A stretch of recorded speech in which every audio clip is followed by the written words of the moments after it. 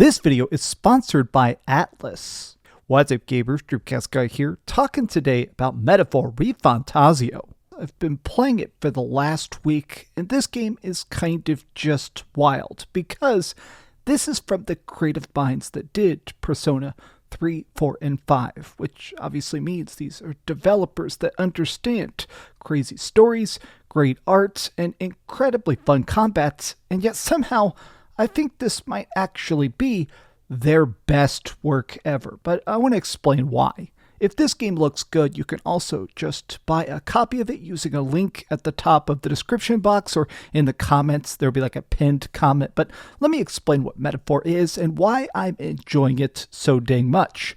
Now, first and foremost, let's talk about this cool setting to it. Now, typically in a lot of Atlas games, this studio and stuff, they typically do very modern RPGs, games where you're running around in current day Japan, whereas this is more of a typical fantasy setting. There's dragons, there's magic, there's crazy wars going on. But what really struck me about this, just as soon as I started to boot it up, is how at home the writing feels in this incredibly special world. Our protagonist is somebody that has a special awakened ability. He's able to tap into a special style of magic that other people can't use.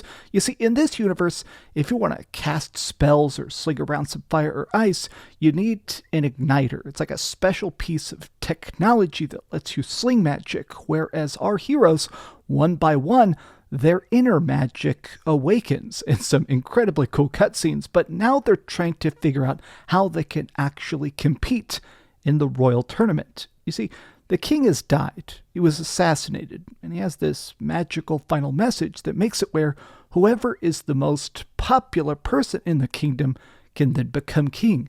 Essentially, the idea is that whoever can win the hearts and minds of the people is going to be best in tune with what the people need.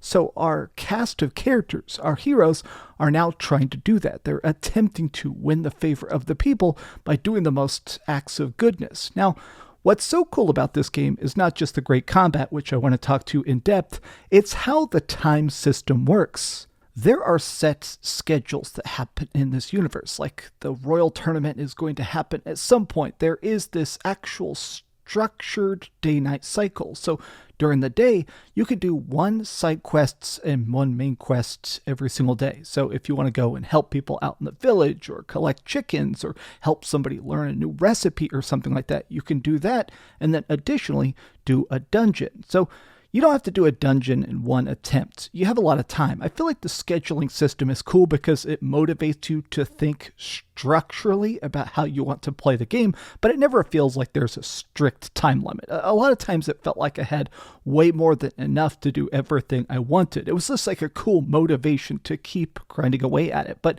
for each of the main story dungeons, you can leave whenever you want. Essentially, the way it works is that you'll go into, like, this is one of the first main dungeons. It's the Necromancer's Crypt, and while you're exploring it, you're constantly slaying monsters, you're going to be trying to use healing potions and cast magic and stuff, but eventually you're, of course, going to run low on supplies. Even if you're leveling up a bunch, at some point you're going to get pretty tired. So you can leave the dungeon, go back to the hotel, rest up, wait till the next day, then go to town and do more side quests, help people out, check what's going on with your party members and strengthen your bonds with them, go to the store, buy stuff, and then go back to that dungeon and make more progress. Now, what I love about this is there is a very, very cool fast travel system where if you've been to a place, you can instantly teleport back to it. So you can teleport directly to dungeons, you can teleport to shops, and then even when you go into these very, very big dungeons, you can jump from checkpoint to checkpoint. Now, I love this because it makes it where there's, honestly, it just constantly jumps you straight to where you want to be. It's so much action, so much plot, but let me talk about the combat system because this is the battling from Persona, but improved. So if you haven't played the Persona games, these have a system where for each party member you have, you each get a turn. So if you've got 3 party members, that means you get 3 attacks. But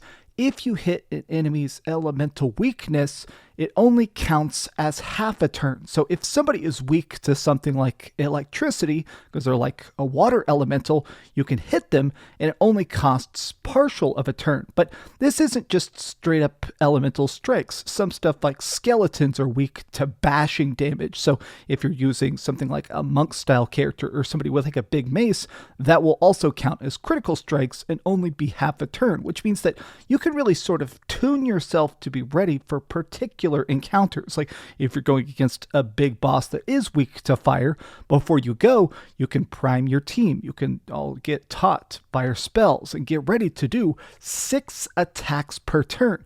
And it's great. It's just such a great mechanic that makes it where you're really incentivized to experiment, to backtrack, to grind, and see what works best. But the reason I say this is even cooler combat than the already amazing combat of Persona is the archetype system. So the way this works is that as you make friends, as you build up your trust and your bonds, you unlock these special extra skill boards. Now, the main classes are stuff you'd kind of recognize, like a thief or a mage or a healer or a warrior, but inside these archetypes, as they level up, you get both active skills and passive skills. So like obviously if you grind a bunch as the warrior class, you're going to get more passive attack power. So even if you're not doing a specialized hit, it'll still do a lot more damage. Or if you're playing as a healer or a defensive character, I had a knight class that I leveled up a bunch that made it where every time I got hit, I took less damage.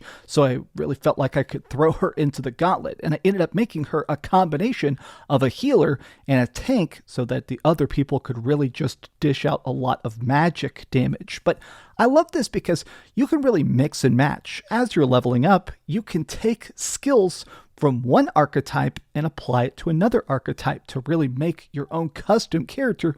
And a lot of times in these dungeons, because they are so big, you could really experiment on what you think works best. And a lot of times while I was exploring these dungeons, I was just amazed as to how good everything looks. Like the characters and the monsters and the bosses all look good, but even just tiny stuff like the UI, like even just the numbers, the cool date system at the top of the screen with like a big ominous face of the dead king kind of counting down how long you're going to have for the royal tournament. I just feel like all of this is incredibly cool. But another aspect of it I think is absolutely brilliant is the squad battle system. So when you see enemies, it's not just random battles. You actually see the monsters running around in the field. And when you go up on them, if you press X, you can punch them and actually stun them. And if you manage to sort of catch them off guard, you can preemptively start the fight with an extra attack. You get like a free critical hit. But what's extra cool about this is surprise attacks. That's something we've seen in other RPGs. But if something is weaker than you, like way weaker than you, by doing these fast attacks, these squad battle instant strikes, you can skip the fight. So if you're like level 20 and you're backtracking to an area that has like level 10 enemies, by even hitting them in the field, it still gives you the experience, it still gives you the currency, it still gives you the bonuses, but now you don't even have to do the fight. It actually makes it where you're really incentivized, in my opinion, to grind a bunch. I love power leveling in RPGs, but it's cool that, honestly, I felt so encouraged to go and explore, to go to different directions, to check out the wrong path in every single dungeon and every single branching paths, because it just gets easier and easier to progress until you run into that next crazy boss fight. Honestly, this game is really, really good, and I am blown away. I went into this with pretty high expectations because I am a big Persona fan, and it completely exploded even my highest hopes for it.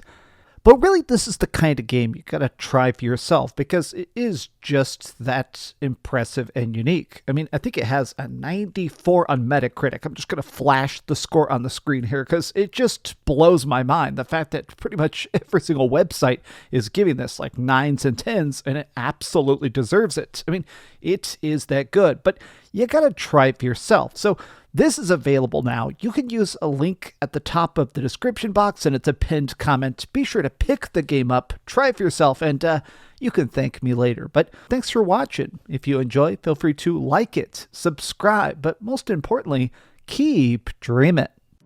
Thanks so much for watching that video. If you want to see something else, you can always click this link to see what I put up last, or, subscribe and see what's coming up next. Also, I promise that whatever I do, it'll try not to suck.